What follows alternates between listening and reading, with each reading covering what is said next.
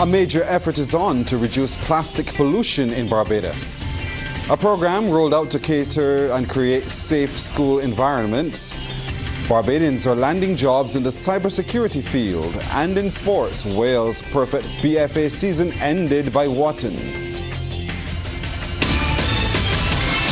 Broadcasting from our studios in the Pine St. Michael, this is CBC NewsNight, starting now.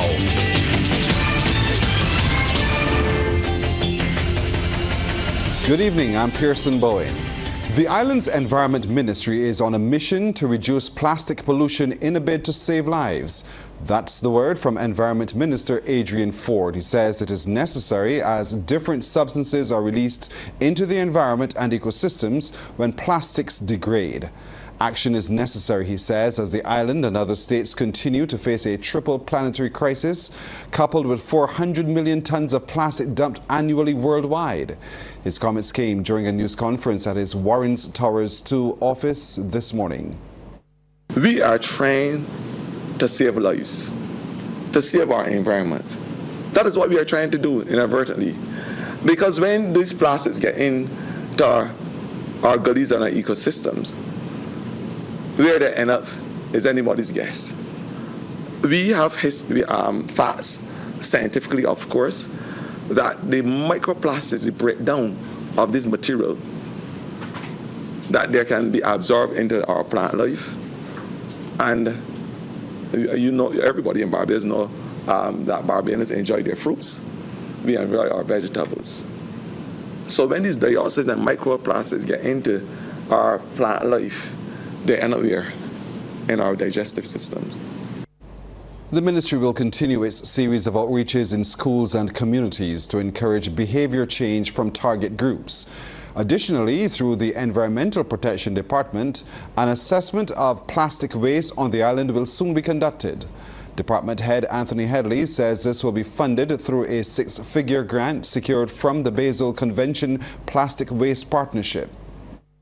Barbados competed among over 100 proposals and we were successful, and we are going to be receiving some grant funding around the tune of 170,000 Barbados dollars to conduct an assessment of plastics in Barbados. Our project proposal was entitled Enhancing Opportunities to Create a Circular Economy Through Improved Management of Plastics and Plastics Waste. The intent behind this particular proposal is to look at all of the plastics coming into the island and do what is known as a material flow analysis to allow us to understand in more detail the volumes of plastics that are imported into the island, the distribution of those plastics, and how those plastics get into the waste system. And local governmental organizations and the private sector have welcomed the approach from government. Representatives from the Future Center Trust, the Caribbean Youth Environmental Network weighed in on the crackdown on public plastic pollution. They spoke about their inroads made with cleanups across the island. We collected 39,374 pieces of litter and debris from our beaches, and of this amount, 27,769 were plastics. And some of our most common items were microplastics, which were 8,924 pieces, plastic bottle caps, which were 5,507 pieces, and plastic bottles, which amounted for 3,581 pieces. We do Clean Up Barbados annually. And we go from inland gullies to coast. And just to tell you, in April, we cleared up. This is just littering, like illegal dumping in gullies. And obviously some beach waste, which we're creating, but a lot of it's coming in through the ocean. But in 2023, we removed 46,000 pounds of waste from 26 sites, and we had 1,200 volunteers who made that happen. So since 2009, we've basically cleared up 350,000 pounds of illegal waste. And the Barbados Chamber of Commerce and Industry's representative, Andy Armstrong, gave insight as to what some private sector agencies have been doing to reduce their plastic footprint. An interesting one, talking to the paint companies, and I never clicked in, but they said, you notice we've changed all our paint cans from plastic to metal. And that's because the metal cans, you can put them in the landfill and they will rust and degrade over time, whereas plastic wouldn't. We've also the Adopt a Kilometre, which cleans the sides of the road, but it's cutting the grass, but it's also picking up a lot of plastic, which finds its way back to recycling. The private sector also funds a lot of these cleanups. You know, we give financial support to a lot of agencies who do cleanups. A safe school recognition program was rolled out in Barbados today. The 3-day Ministry of Education and the SEDIMA exercise is aimed at making schools and the school plant in Barbados safer. Trevor Thorpe reports. An effort is being made to improve the environment at schools across Barbados, making it safer for students. The program is part of a Caribbean-wide Safe Schools initiative and has the support of the Government of Norway, the Caribbean Development Bank, and UNICEF. What we are looking to do is to encourage schools to have school safety at the forefront. And so one of the things we'll be looking at, for example, is doing schools carrying out the drills, for example. We will also be doing things like looking at the assessment of the physical building. All of those will form part of a holistic program that we are looking at in terms of school safety throughout the region. The education official says more than 500 persons from the industry have already been trained, and it will not be a one-off exercise. Absolutely. And we're looking at a multi-hazard environment, not just hurricanes. As you know, earthquakes, tsunamis, you name it. We are not only focused on hurricanes. So throughout the year, schools are encouraged on a termly basis, for example, to at least carry out at least 2 drills per term. It can be a fire, it can be an earthquake, it can be tsunami, it can be a lockdown. So there are varying, and as you know, we live in a multi-hazard environment, and so we don't only focus on hurricanes.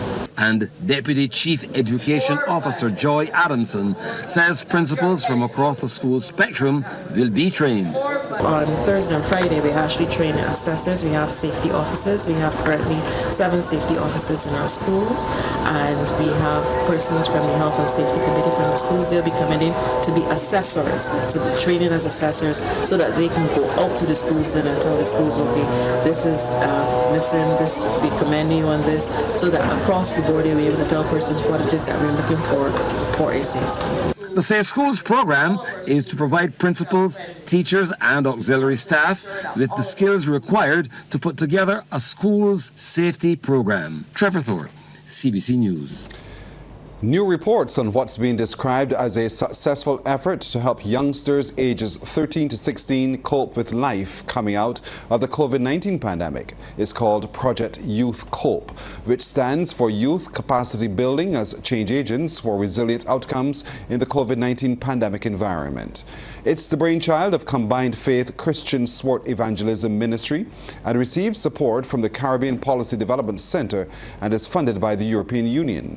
During the closing ceremony, President of Combined Youth, Dean Squires, thanked the donors for backing the initiative, which he expects will create positive outcomes for the young men who took part. Our 15 young men, and I hope parents hear what I refer to these former boys as, our 15 young men were trained in areas including team building, leadership, effective decision making, dealing with peer pressure, and managing their mental health, among other topics. And they are no better able to change and be change agents at school, at home. Parents, I said at home, I think you all should be happy. And in their respective sports.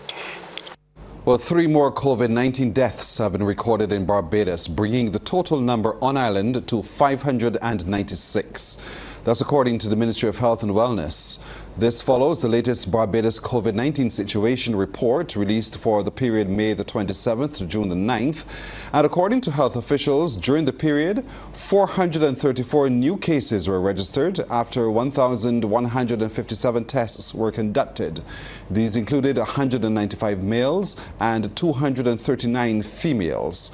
Officials say 30 people were under the age of 18, while 404 were 18 years and older. Well, so far, the total number of people with at least one vaccination shot is 163,846, while 155,036 people have their full quota of vaccinations. We'll take a break here, but coming up, we'll tell you about plans to secure fuel and gas during the hurricane season.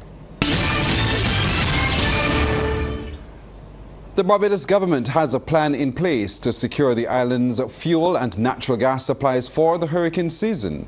Minister of Energy and Business Development, Senator Lisa Cummins, speaking on last evening's Public Affairs program One on One, says there's also a plan B to ensure adequate energy supplies are available in the event of a hurricane or some other disaster. And a plan has been developed to ensure that we are able to have adequate supplies on island in the event of a disaster, that there is a backup plan that allows for us to have resources offshore, not offshore in terms of the ocean, but storage facilities in a neighboring island in the event of, so that we have less than 24-hour time in which we can get supplies shipped to Barbados for the purpose of resuming normal activity.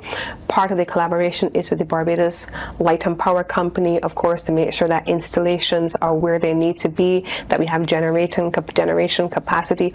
All of those things are well in place, and all of our agencies under energy are well prepared at this stage for the 2023 hurricane season. Senator Cummins says there cannot be any promises that consumers will not have further increases in gas prices, but government is seeking to help ease the burden. From the business side of my ministry, because the two things have to be done hand in hand, have to be treated to hand in hand, we're looking at a range of measures that need to be implemented over time.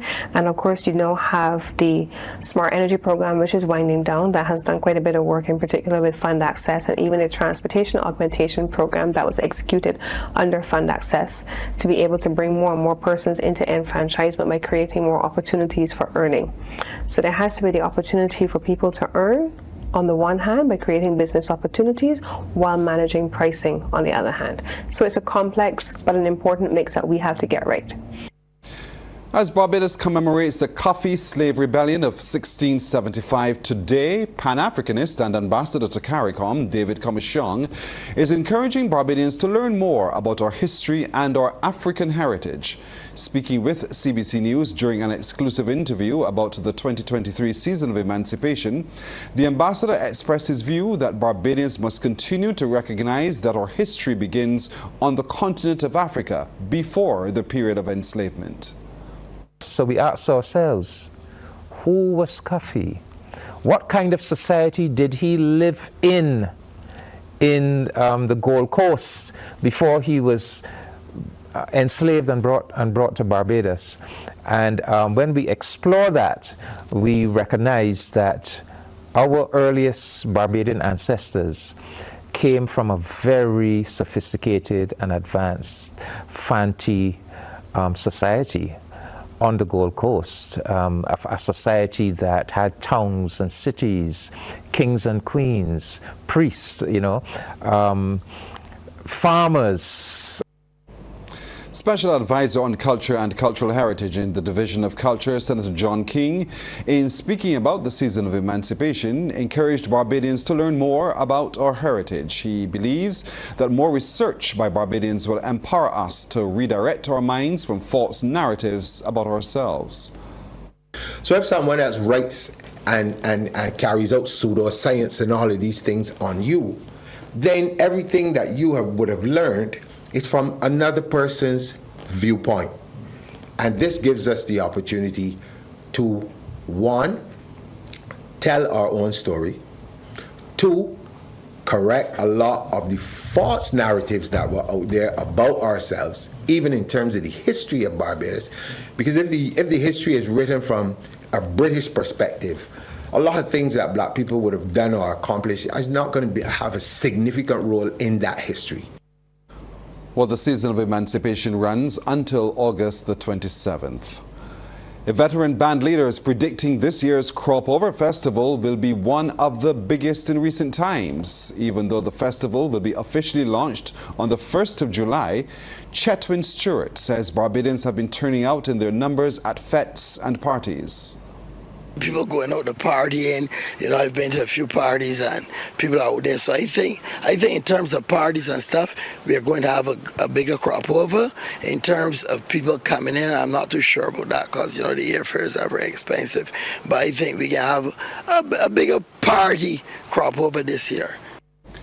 Well, the Power by 4 band leader has also given an assessment of the music released so far for the year. Music is coming, and I like some of the things that we've heard so far. We expect, a lot of clips, so like the whole back. Everybody don't want to put out the best early, but the music is already so far, and people are in the vibe, so there'll be Fridays, there'll be Saturdays, there'll be Sundays. Every night is going to be something going on in Barbados during the crop over period.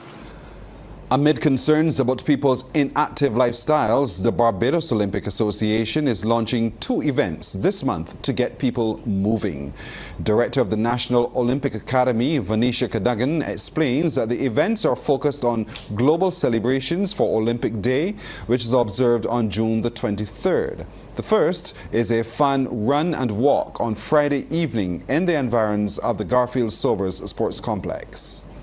The Olympic movement is concerned that over 80% of our young people are not getting enough physical activity every day that will for optimum mental health and physical health. And therefore the aim is to just simply encourage people to get moving, make time to move. So the theme this year is Let's Move. And in keeping with that theme, we have organized 2 major events. One is a fun run and / walk, because we know there are people who will probably walk. But there's also a virtual week-long walk. Ms. Cadogan shared how people can participate in the virtual walk. We will encourage you to download the Live app, sign up if you haven't done so yet. So you just download the app, you register, there's the QR code on our flyer, and just log in whenever you're going to walk. You can walk wherever you are, whenever you want, or how often you want to walk. If you have opportunity to walk 2 times, 3 times, however often each day, just remember to log on when you're going to walk and have your device with you and walk. And we have exciting prizes. Sports Night, brought to you with the compliments of Great Health Works, agent for Omega XL.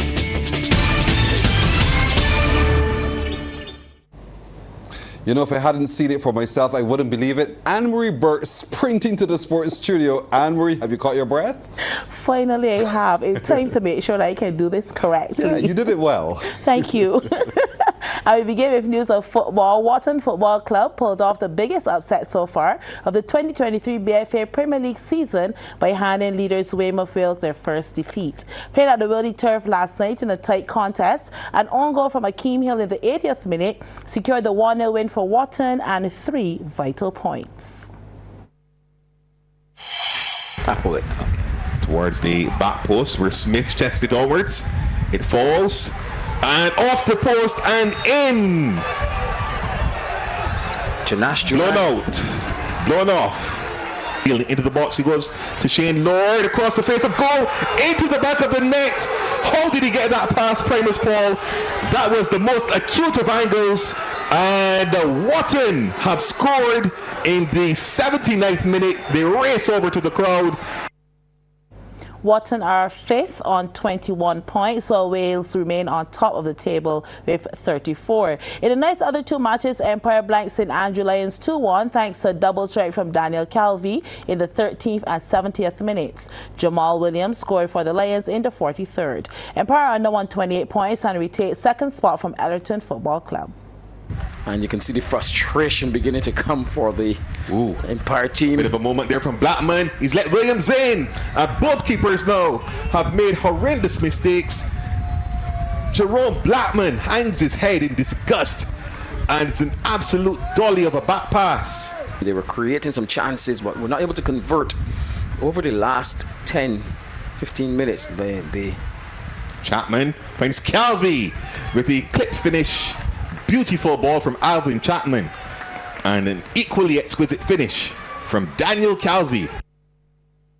Meanwhile, Paradise defeated Notre Dame 3-2 to move to 20 points, but remains 6th in the standings. Mario Hart in the 34th, Armando Lasci in the 67th, and Shamari Harewood in the 86th minute scored for Paradise. For Dames, Dwayne Mars and Zico Edmey were on target in the 27th and 66th minutes, respectively. Barbados will be fielding its largest team ever to the upcoming Central American Caribbean Games in San Salvador, El Salvador from June 23rd to July 8th.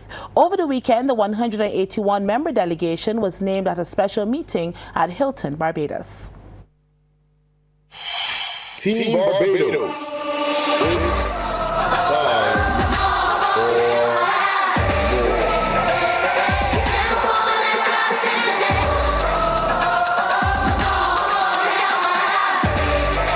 With just over a week away before the start of the 2023 Central American Caribbean Games, Team Barbados has been officially named, and it will be the island's largest team to date. I extend a special welcome to the 4 sports participating in the CAC Games as part of Team Barbados for the very first time: chess, netball, rowing, and surfing. We will be competing in these 4 sports and 18 others for a total of 22 different sports. This is a real achievement, given that the BOA has 39 affiliated national federations, which means we have a 56% participation rate among our national federations for these games, which is very high for us. Needless to say, this is the largest CAC team we have ever fielded, with a delegation of 182. But what is particularly pleasing is the gender balance within Team Barbados. Because of the 182 persons, 92 are male and 90 are female. There are 59 male athletes and 57 female athletes. And the split between officials is tied at 33 male and 33 female. I don't think we could ask for more in terms of a great gender balance to wear the Barbados colors. With the honor of bearing the flag for the opening ceremony will be boxer Kimberly Gittins and swimmer Louis Sebastian Weeks.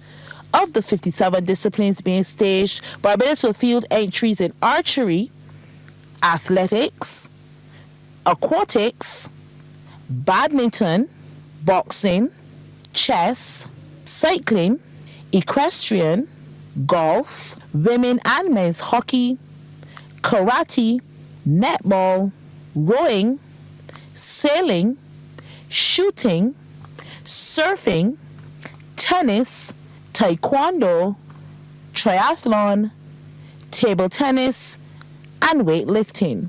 The team will start to leave the island late next week.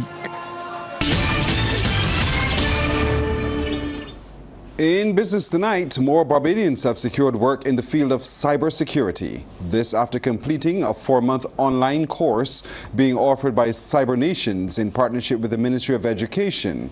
During a graduation ceremony for the first cohort of participants at the end of May, Education Minister Kay McConney had disclosed that 10 participants had already secured entry-level jobs. Cyber Nations Program Director Dr. Rick Hubricks revealed that that number has since increased.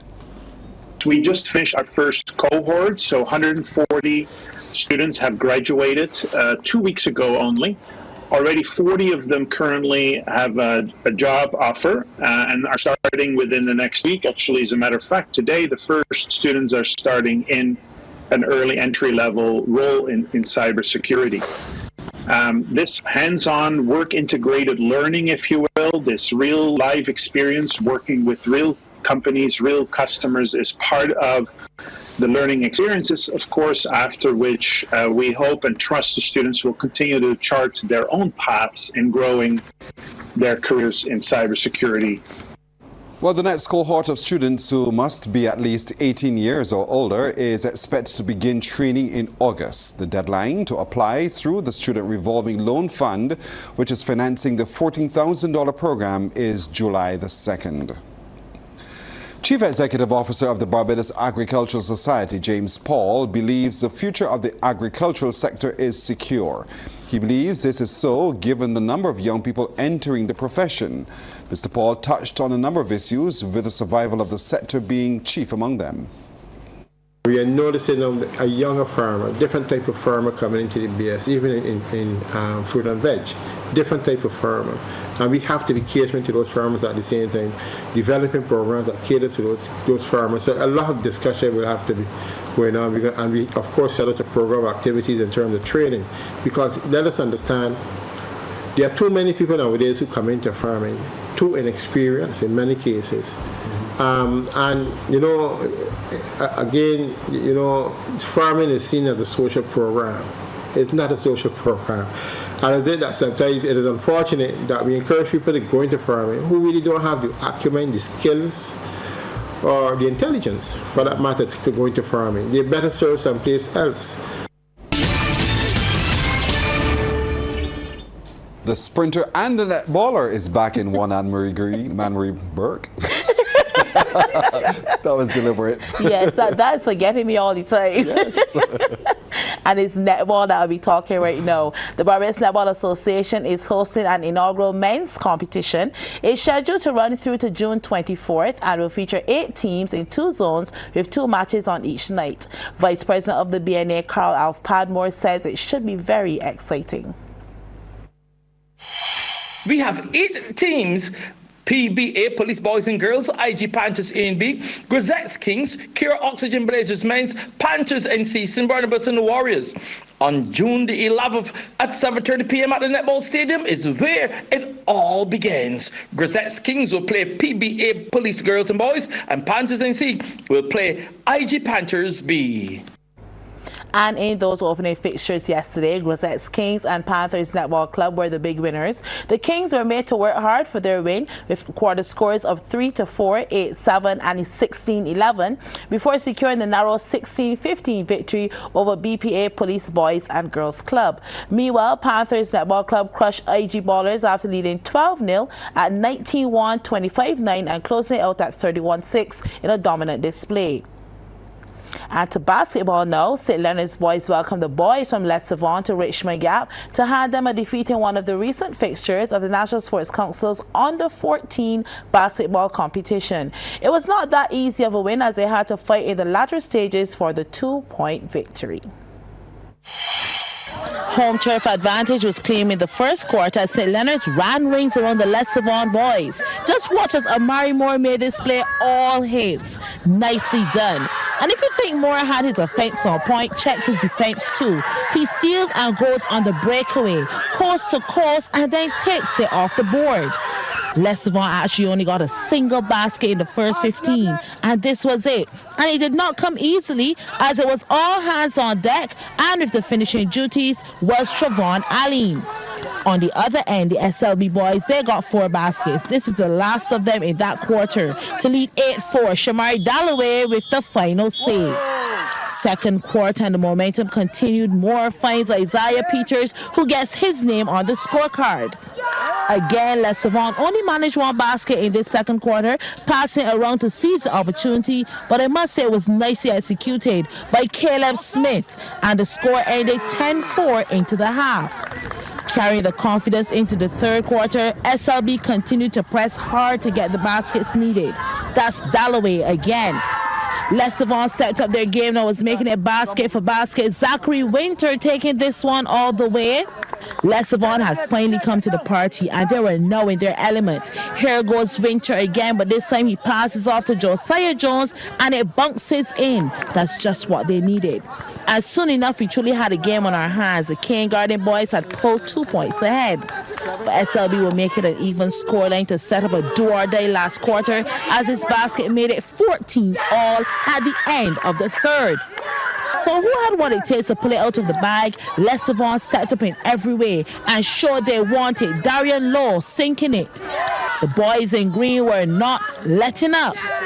But when it was said and done, it will be SLB with all hands on deck to swing things their way as they took the game 20-18. Now, as some of the disciplines of the 2023 National Senior Games have already started or about to start, some are still in preparation phase. To this end, there will be a meeting on Wednesday, June 14th at the Garfield Sobers Gymnasium for all persons who have registered for the track and field competition. This meeting, which begins at 6 p.m., will also involve athletes who have also registered for the 5-kilometer walk and run. Pearson, that's it for sports. I hope you go to register, okay? What are you saying? You need to, all right. Masters, let's do this. I'll join you there, ma'am. Thank you, Anne-Marie. And that's our time tonight. Thank you for spending it with us. I'm Pearson Bowen. For the crew, to all of you, good night. We'll see you tomorrow.